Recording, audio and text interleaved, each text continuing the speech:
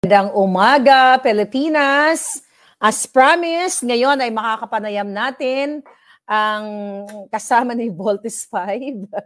But anyway, may makakapanayam tayong napaka-importanting tao, syempre, at maari isa sa mga star witnesses sa pulboronic activity. Pero bago ang lahat, ang mga excited na ba ang lahat ngayong araw? Okay? Let's vote in. Tawagin na natin ang ating guest, si Miss Cathy Binag. Hello, madam. How are you? Hi!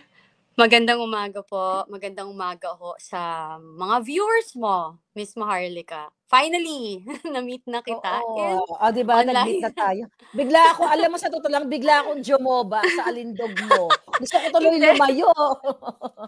Gusto ko tuloy lumayo. Anyway, so pretty ka nga talaga. Nakikita kita sa yung Facebook page, sinubaybayan kita.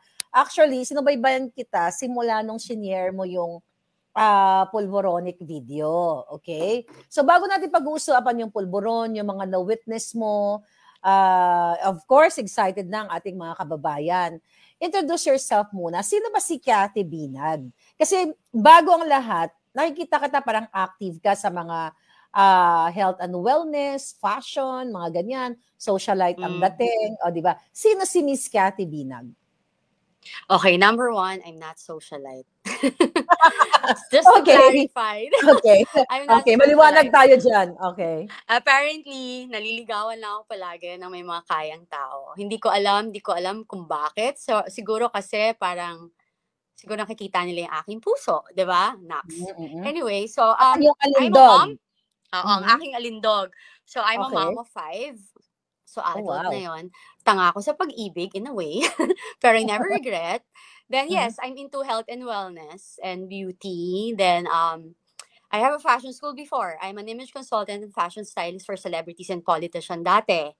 So, hindi na lang natin pwedeng pangalanan yung sino yung mga nakatrabaho ko lang sa politics, right? So, so basically, ganon siya. Then, yeah. Then, nagkaroon ako ng relasyon sa been like a decade for very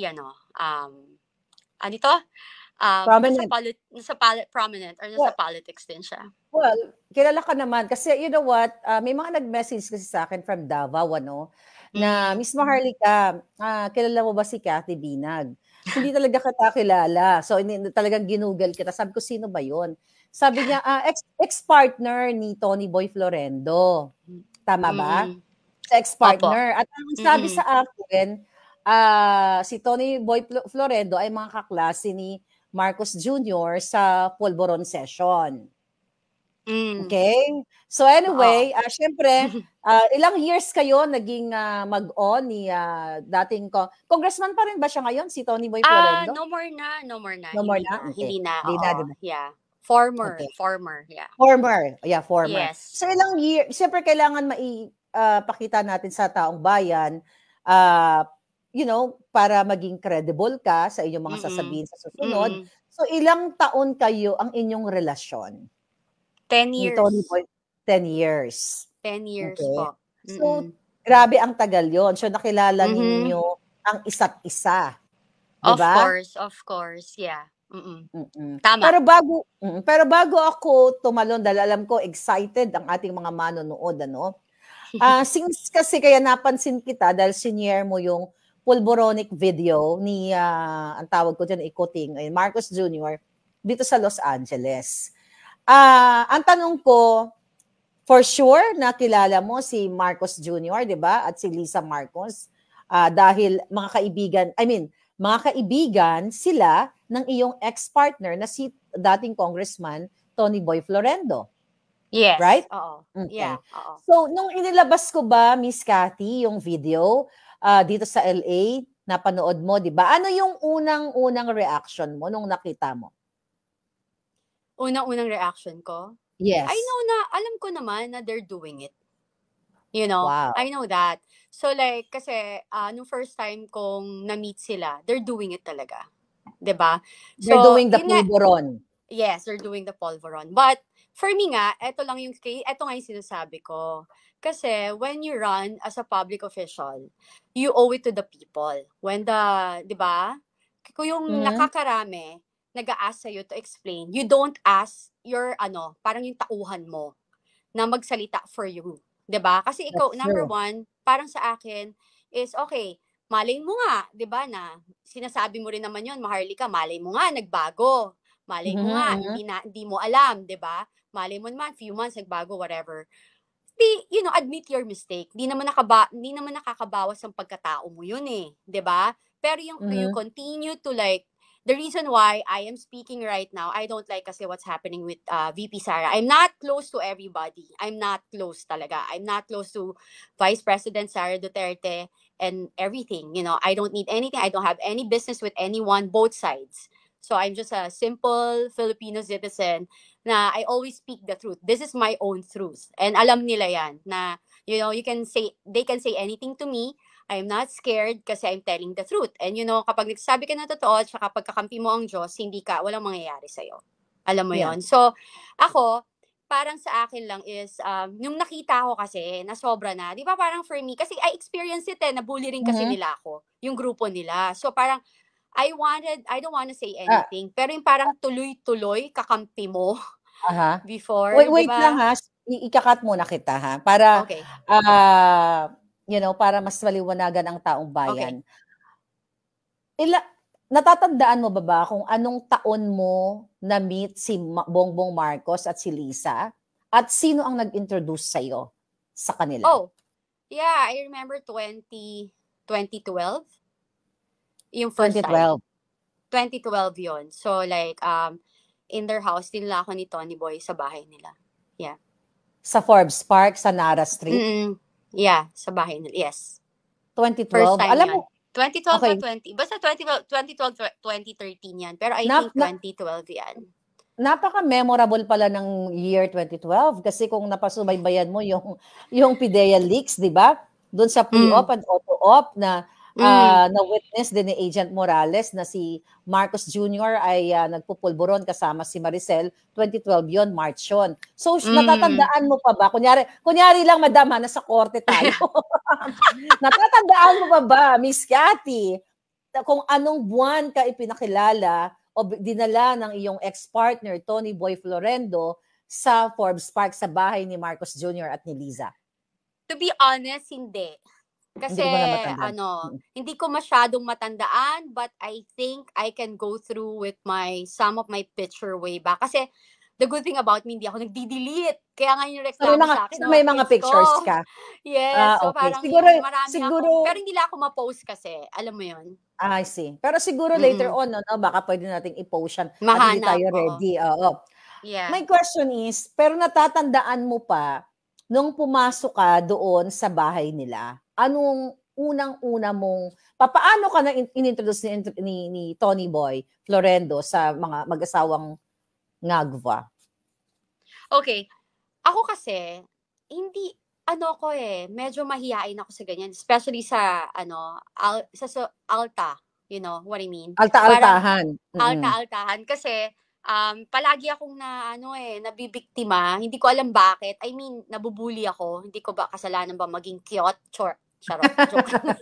Hindi. Okay. So, Okay. so, alam mo, Ibalik mo kami doon. Gusto kong Oo. marinig yun eh. Ibalik mo kami nung time na, first time mo yon na nakapasok sa bahay ni First okay, go. First Okay. time, no? So, like, nung pumunta kami, in-invite daw, ganyan. So, we went. So, alam mo yon. So, nandun yung mga friends, di ba? So, dun ko na first na-meet yung sila, si President Bongbong, then the wife. Pero, hindi ko agad na-meet. Kasi, pagdating ko, nawiwiwi na ako. Sorry. Okay. Sabi ko, Nawiwiwi ka. oo, so I need to, kailangan ko magbanyo. So, sabi ko, Tony Boy, kailangan ko magbanyo. Naiina talaga ako. So, Okay. sabi niya, okay. So, parang, I think he asked I don't know kung umalis siya sandali, tapos biglang ginaid niya ako. Tapos, nag-CR ako. So, paglabas ko, wala siya. So, parang sabi ko, saan ako pupunta? So, then, nakita ko, naglalakad si First Lady, papunta. Nakita niya ako. Tapos, sabi niya sa akin, ang sabi niya sa akin, hi! Sabi niya, who are you? Sabi ko, "Hi, hello." Sabi ko, "I'm Kathy. I'm with Tony Boy." Sabi niya, "Oh, okay." Sabi niya. Tapos sabi niya sa akin, "Do you want?" Do Sabi you ko, "What?" want? Oo, sabi ko, "Do you want?" Tapos sabi ko, "What?" Sabi ko, "What's that?" Sabi niya. Tapos pinakita lang niya. Then sabi ko, "Ay, no, sorry, I don't do that." Tapos sabi Okay, niya, hold on to yeah. that. Mhm. Sabi niya, do you want? So, ikaw Mhm. ba pumasok sa isip mo, una muna yung tinanong niya, who are you? Ano ba yung manner of speaking ni Lisa? Mm. Mataray? Ano ang manner of speaking niya? Mabait? Ano ang ano mo? Yung una, mabait. Siyempre, di ba, parang, Okay? hi, yung ganyan, Okay? jolly, yung Okay? ganon, nakasmile, tapos parang yun Okay? nga, do you want? Ganon. Tapos sabi ko, pagtingin ko, kasi alam ko naman na yung ex ko, ginagawa niya yun, di ba? So, so Okay. nakita ko yun. Tapos pagtingin ko, sabi ko, ay, sorry, I don't do that. Tapos, So, may bit-bit na yun, siya na pulburon. meron siya, Saan, oo. natatandaan mo pa kung anong stash box niya? Puti, pula, plastic, or what? Um, Hindi ko pero hindi siya plastic. Okay. Hindi siya plastic. Nasa isang lalagyan. Nasa isang lalagyan siya.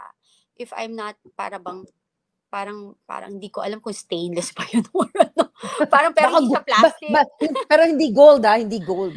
Ay, So hindi, anyway, parang hindi so nung naman, sinabi yeah. mo, no, I don't do that, ano ang sabi niya sa'yo? Sabi niya, oh, why Ni are you Lisa? here? Why are you here? You're not supposed to be here. Sabi ko, Yes, okay. sabi So, sabi niya. ko, natakot ako, syempre, di ba? Alam mo yun, parang hindi naman takot, parang na-shock ako. Intimidating. Parang Oo, kasi na-intimidate ka.